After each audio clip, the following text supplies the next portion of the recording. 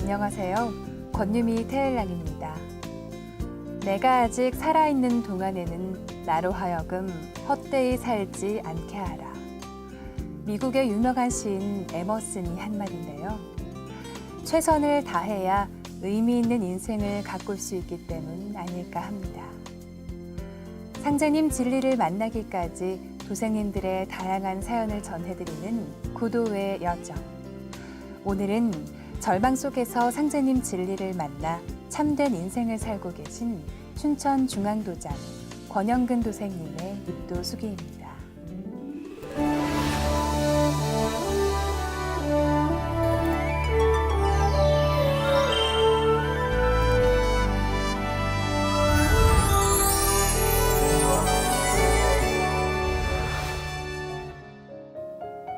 제가 상생방송을 시청한 건 1년여 전인데요.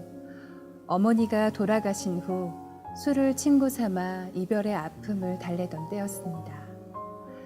인생은 만남과 헤어짐의 반복이라고 하지만 다시 볼 수 없는 긴 이별은 익숙하지 않은데요. 돌아보면 제겐 이별의 고통이 너무 일찍 찾아온 것 같습니다. 평범한 10대 시절을 보낸 저는 20대 후반 인생의 아픔을 겪어야 했는데요. 친구와 좋아하던 선배를 먼저 보내야 했기 때문이죠. 종교와 신은 과연 있을까? 만약 있다면 이 상황에 대해 어떻게 설명해 줄까? 깊은 방황에 빠진 저를 지켜보던 친구는 성경 공부를 해볼 것을 권유했습니다. 그로부터 6개월 동안 교육을 받고 시험에 통과한 후 기독교 신앙을 시작했는데요. 성경 공부에 재미를 붙인 저는 이후 교회 봉사자로 7년간 근무하기도 했습니다. 하지만 얼마 되지 않아 그곳을 떠나고야 말았는데요. 나도 견디기 힘든데 누구를 데려와 고생시킬 것인가?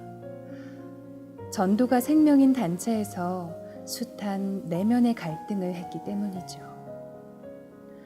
고민을 하던 저는 내가 가야 할 길이 아닌 것 같다는 최종 결론을 내린 후 그 단체에서 나왔는데요. 저를 힘들게 했던 것은 신앙을 배반했다는 죄책감과 정처 없는 인생 때문이었습니다. 이후 자포자기 상태가 된 저는 술을 친구 삼아 의미 없는 날들을 보내고 있었는데요.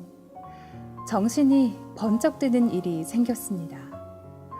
평소 건강하던 어머니에게 큰 병이 생겨 병수발을 해야 했기 때문이죠. 그래, 어머니에게 마지막 효도를 하자. 이후 산속에서 혼자 살아야겠다. 결심을 굳힌 저는 어머니가 계신 산골로 들어갔는데요. 어머니와 함께한 지 3, 4년 정도 지난 작년 6월, 어머니는 결국 세상을 떠나고야 말았습니다.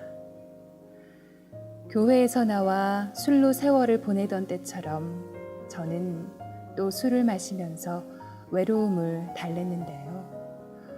우연히 채널을 돌리던 중 그때 마침 상생방송을 시청하게 된 것이죠. 산골에서 별로 할 일이 없었던 저는 그날 이후 상생방송을 즐겨보기 시작했는데요. 특히 인상적이었던 환단곡이 북콘서트. 너는 누구이며 나는 누구인가라는 인생의 근본 의문에 대한 답을 풀어준다. 종도사님 말씀을 듣는 순간 얼어붙었던 가슴이 뭉클해졌습니다. 2-3달 정도 꾸준히 시청하던 저는 어느 날 상생방송 홍보 부스에서 증산도 진리서적을 전해받았는데요. 한민족과 증산도와 다이제스트 개벽 책이었습니다. 새로운 생명의 세계로 들어가기 위해서는 무엇보다 먼저 스스로 변해야 합니다. 다이제스트 개벽에 있는 말씀을 읽는 순간 저를 짓누르고 있던 기독교 신앙 배반에 대한 죄책감이 일순간에 무너져 내렸습니다. 또한 왜 여태껏 상제님 진리를 알지 못했을까라는 회한이 밀려왔는데요. 책을 다 읽고 일주일 후 증산도 춘천중앙도장을 방문했을 때는 세상을 모두 다 가진 듯 뿌듯했습니다. 지금은 도장에서 진리 공부와 21일 정성 수행을 모두 마치고 입도의 상제님 도생으로 다시 태어났는데요. 앞으로 상제님 진리를 널리 전해 열매 맺는 신앙인이 되겠습니다. 또한 자손을 상제님 진리로 인도하기 위해 애쓰셨을 조상님들의 은혜에 보은하는 참 도생이 되겠습니다.